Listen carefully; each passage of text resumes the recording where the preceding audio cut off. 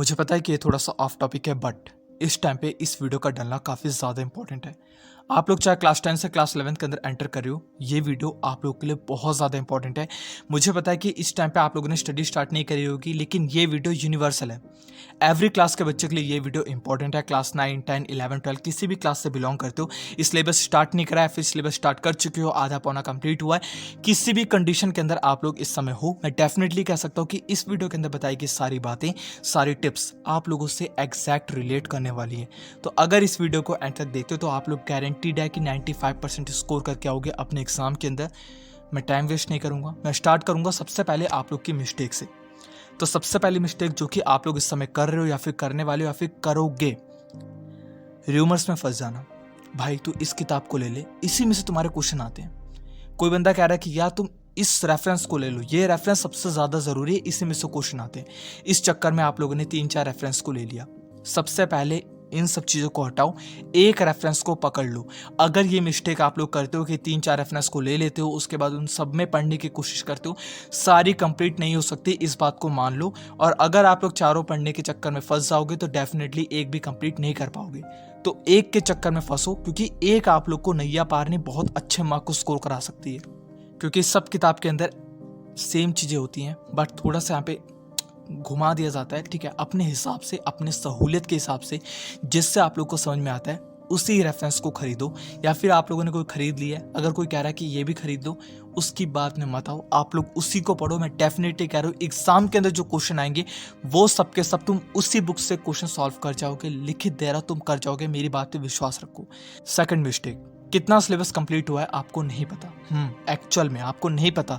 आप लोग सिलेबस को कंप्लीट करते जाते हो, करते जाते हो, करते जाते हो, बट जब आप लोग वापस से उसी चैप्टर को पढ़ते हो जिसको आप लोगों ने 1 महीने 2 महीने पहले पढ़ा था, लगता है कि यार पहली बार पढ़ रहा हूँ। ये आप लोग को सबसे ज़्यादा इंपॉर्टेंट इस चीज़ पे ध्यान देना है।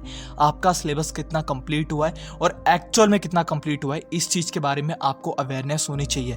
ये नहीं कि आप लोग पढ़ते जा रहे हो, एट द एंड आप लोगों ने पूरा सिलेबस कंप्लीट कर लिया, कह रहे हो कि मैंने कर लिया कर लिया कर लिया, एग्जाम के टाइम पे पता चलता है कि यार हमें तो वापस से उतना ही टाइम लग रहा है एक एक चैप्टर को कंप्लीट करने में। तो सबसे पहले इसको जानो कि कितना सिलेबस तुमने एक्चुअल में कंप्लीट कर रखा है। ठीक है, अब चलते हैं अपनी स्टडी टिप्स की तरफ। और मैं फिर से कह रहा हूँ, बिलीव रखो, जो स्टडी टिप्स देने वाला हूँ उनको फॉलो कर लोगे तो डेफिनेटली बहुत अच्छे मार्क्स को स्कोर करके आओगे। ठीक है, सबसे पहली tip, don't change your study method. हर बंदा आप लोग को अलग अलग टिप्स देता है। मैं इस वीडियो के अंदर आप लोग को स्टडी मेथड की कोई टिप नहीं दूंगा, क्योंकि हर एक बंदे का पढ़ने का तरीका अलग होता है। आपकी स्पीड कितनी है, उस हिसाब से आप लोग सुबह पढ़ने वाले हो या फिर नाइट को पढ़ने वाले हो, मुझे नहीं पता। आपको अपने स्टडी मेथड को चेंज कभी नहीं करना। अगर आप लोग ये सोचोगे कि यार आज उस बंदे ने कह दिया कि सुबह पढ़ना इंपॉर्टेंट है, मैं मानता हूँ सुबह पढ़ना इंपॉर्टेंट है, लेकिन आपकी आदत है रात को पढ़ने की, रात को आपको समझ में आता है, तो इसके मारे आप लोग चेंज मत करने लगो। यहाँ पे कहीं ऐसा भगवान ने भी नहीं कहा, यार मैं मानता हूँ सुबह उठना ज़रूरी है, बट इतना मान के चलो कि आप लोग कभी भी पढ़ोगे, सच्चे दिल से पढ़ोगे, जिस भी टाइम में पढ़ रहे हो बहुत अच्छे मार्क लेकर के आओगे। अपने स्टडी मेथड को किसी के कहने पे चेंज मत करना, वरना आप लोग ना घर के रहोगे ना घाट के रहोगे। इस चीज़ का ध्यान रखो, स्टडी मेथड को चेंज नहीं करना। सेकंड टिप, 80-20 रूल को अभी से ही फॉलो कर लो। ये रूल सबसे ज़्यादा इंपॉर्टेंट है। 80% आप लोग का जो एग्ज़ाम के अंदर क्वेश्चन आते हैं वो आपके 20% या फिर 30% सिलेबस में से होते हैं, इस चीज़ का ध्यान रखो। 70 से 80% आप लोग का एग्ज़ाम के अंदर जो क्वेश्चन आते हैं वो आपके 20 से 30% वाले सिलेबस में से होते हैं। उन सिलेबस को कैसे पहचानोगे, प्रीवियस ईयर क्वेश्चन में से जो जो आपके इंपॉर्टेंट टॉपिक है। अब देखो इंपॉर्टेंट टॉपिक क्लास 10 के तो मैंने डाल रखे हैं, ठीक है, आप लोग जाओगे मेरे चैनल पे तो आपको मिल जाएंगे, पिछले साल के बैच वाले वही के सारे इंपॉर्टेंट है। बट जो बच्चे क्लास 11 के अंदर है, अगर आप लोग कमेंट बॉक्स में कमेंट करते हो तो मैं आप लोग के नए नए जो इंपॉर्टेंट टॉपिक्स हैं, जो रेगुलर आप लोग के सबसे ज़्यादा मार्क्स स्कोरिंग टॉपिक है, उसके बारे में डाल दूंगा।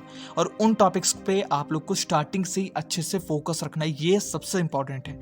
अगर आप लोग वो 20 से 30% सिलेबस पे अच्छे से फोकस रखोगे तो at the end of the exam जब आपको आएगा उस टाइम पे आपको दिक्कत नहीं होगी, बल्कि आप एग्जाम के अंदर अच्छे से अच्छे मार्क फोड़ करके आओगे, मैं डेफिनेटली कह सकता हूँ। ठीक है, third tip, deep study method का प्रयोग करो। हाँ, ये जो मेथड है इसका प्रयोग करो। यहाँ पे मैं स्टडी मेथड की बात नहीं कर रहा, यहाँ पे मैं डीप स्टडी मेथड की बात कर रहा हूँ। जब भी पढ़ने बैठो, चाहे रात को, चाहे सुबह में, चाहे दिन में, कभी भी एक चीज़ का ध्यान रखो कि जब भी आप लोग पढ़ने बैठोगे, आइसोलेट होकर के बैठोगे, आराम से एकांत में होकर के बैठोगे। अगर आप लोग यहाँ पे मल्टीटास्किंग कर रहे हो पढ़ रहा हूँ, फ़ोन भी चला रहा हूँ, फेसबुक भी देख रहा हूँ, मम्मी यहाँ पे कुछ बुला रही है, उनसे बातें भी कर लेता हूँ, चाचा से बातें कर रहा हूँ। ऐसे में तुम्हारी पढ़ाई हो चुकी।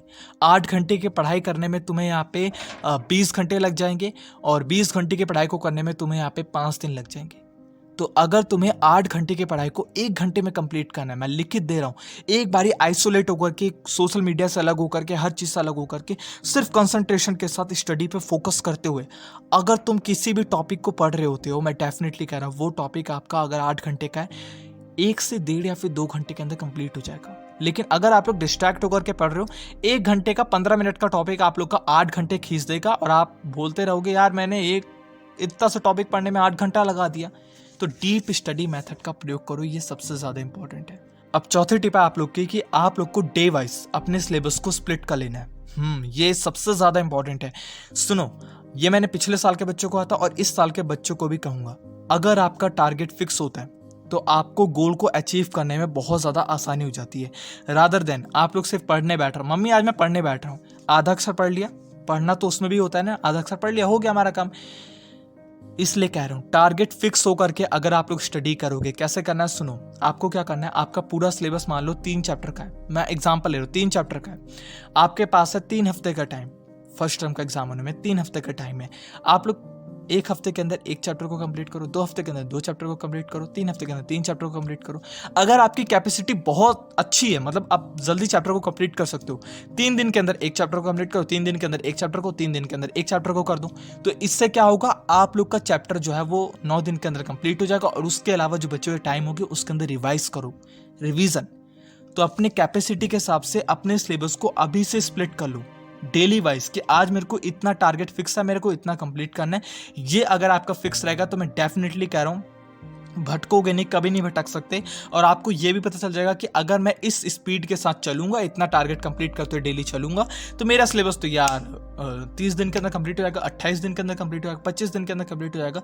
तो आपको एंड रिजल्ट भी पता होगा कि मेरा सिलेबस जो है वो इतने टाइम में कंप्लीट हो जाएगा। अगर आप लोग अभी से इस वीडियो के बाद फिक्स कर ले तो अपने सिलेबस को, मतलब स्प्लिट कर ले तो अपने सिलेबस को, ठीक है।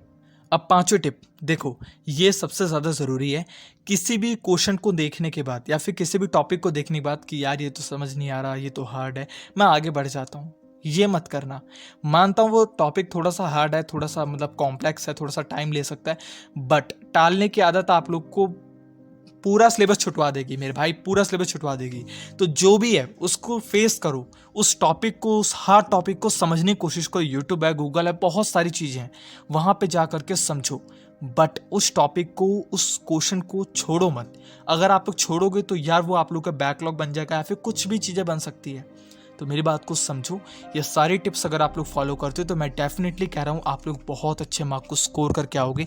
95% तो आप लोग की गारंटी दे रहा हूँ कि आप लोग ले करके आओगे अपने एग्जाम के अंदर।